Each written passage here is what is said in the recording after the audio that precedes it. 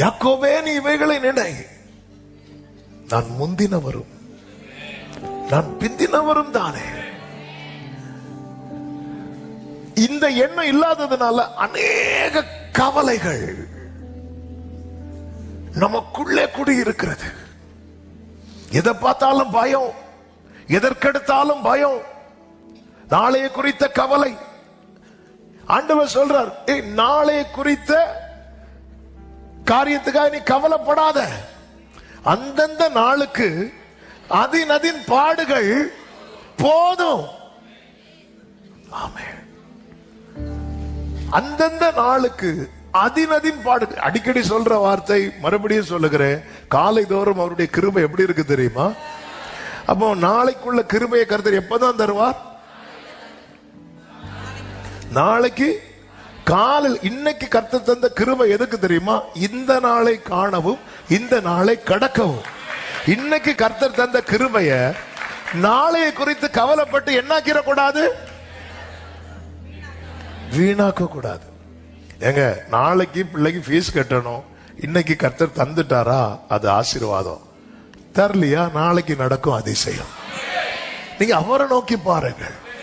உண்டாக்கி உங்களை இப்படி ஒரு சிச்சுவேஷன்ல யார் வச்சிருக்கிறா? அதனாலதான் ஆண்டவர் திரும்ப திரும்ப சொல்றார், யாக்கோபே உன்னை உண்டாக்கினவர், உன்னை உருவாக்கினவர், உன்னை நான் தான் இப்படி வச்சிருக்கிறேன். நீங்க தானே வச்சிருக்கிறீங்க. கேரி சாட்டண்டையில போய் ஒளித்திருக்க சொன்னது யாரு? கர்த்தர். அப்ப யாரு தான் போஷிக்கணும்? போஷித்தாரா இல்லையா? சாரிபாத்துக்கு போக சொன்னது யாரு? அப்ப யாரு தான் போஷிக்கணும்? போஷித்தாரா இல்லையா?